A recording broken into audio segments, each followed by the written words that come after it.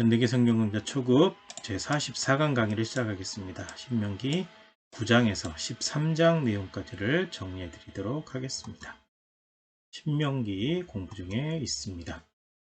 자, 9장의 내용을 보시게 되면 가나안 족속들이 악하기 때문에 쫓아낸다라고 말씀하고 있습니다. 그래서 가나안 땅에 강한 민족이 살고 있지만 하나님께서 이기게 하신다라고 말씀하시죠.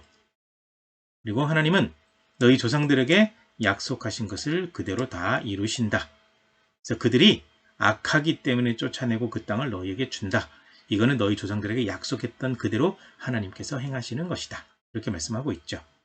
그러면서 이제 불순종했던 사건들을 다시 한번 언급하고 있습니다. 너희가 예뻐서 그 땅을 주는 것이 아니다. 너희는 굉장히 교만하고 목이 곧은 백성들이다. 이집트에서 나온 날부터 하나님을 계속 거역했다. 호렙산에서 우상 만들어 섬기다가 멸절당할 뻔도 했다. 모세가 40일 동안 산 위에 있을 때 아론이 금송아지를 만들었던 사건을 얘기하고 있습니다.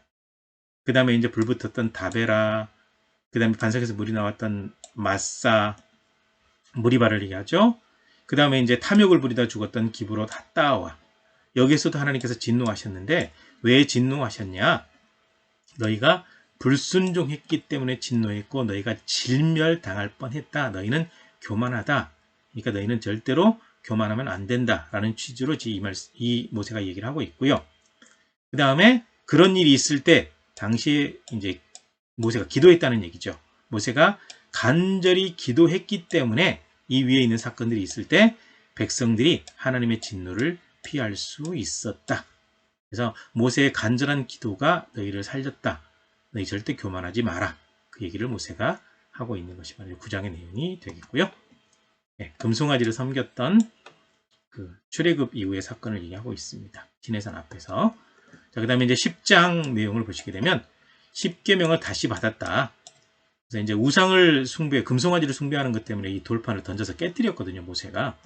그래서 이제 하나님께서 돌판 2개 다시 다듬어 가지고 올라와라. 그러면 10계명 써주겠다라고 말씀하셨고 그대로 다듬어 가지고 올라가서 10계명을 다시 받았다. 그 얘기죠.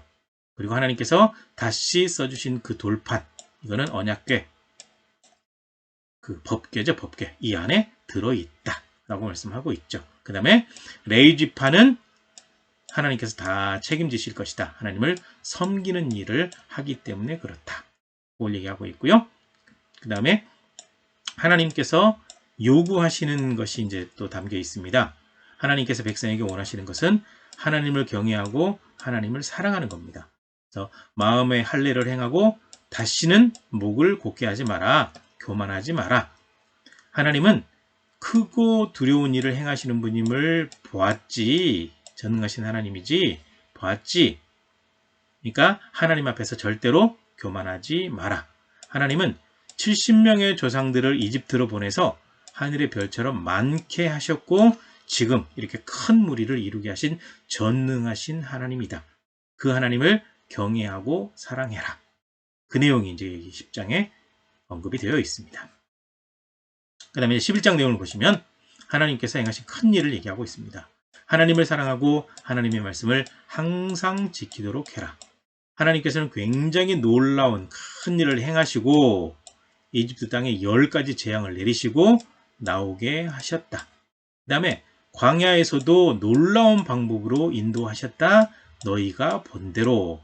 그러니까 하나님께서 행하신 모든 일은 너희가 다 이미 눈으로 보았다.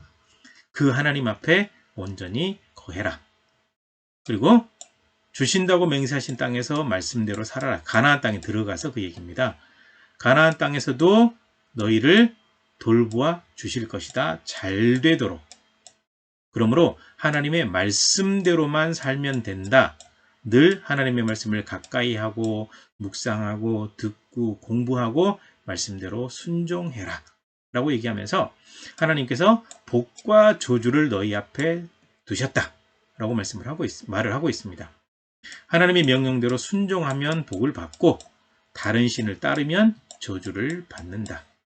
너희는 그리심산에서 축복을, 에발산에서 저주를 선포하도록 해라. 이렇게 이제 말씀을 하고 있습니다. 그리고 또 한 번 말씀하시는 것이 너희가 반드시 가나안 땅을 차지할 거니까 그 땅을 차지하고 살고 그 땅에서 하나님 앞에 하나님의 말씀대로 순종하는 신앙으로 살아라. 그리하면 너희가 복을 받는다. 이렇게 얘기를 하고 있습니다. 여기가 그리심산, 여기가 에발산인데요. 그리심산은 자세히 보시게 되면 식물들이 잘 살아요. 에발산은 민둥산입니다. 그래서 그리심산에서 축복을 선포한 이유는 식물들이 이 산에서 잘 사는 거 보았지. 그래서 여기서는 축복을 선포하거든요. 하나님의 말씀대로 살면 식물들이 잘 사는 것처럼 너희가 잘 산다. 에발산에서는 저주를 선포했거든요. 너희가 만약에 말씀대로 살지 않으면 에발산이 민둥산이고 식물이 살지 못하는 것처럼 너희도 그 땅에서 굉장히 고통스럽게 살거나 망한다.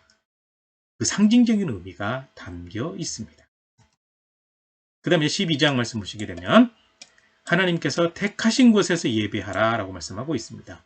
가나안 땅에서 모든 우상들은 다 없애라. 하나님께서 선택하신 곳에서 하나님께 예배하고 섬겨라. 하나님께서 주신 복을 기억하면서 감사드려라 라고 당부하고 있습니다. 그리고 피는 먹지 마라. 마음대로 고기를 먹을 수 있지만 피는 절대로 먹으면 안 된다.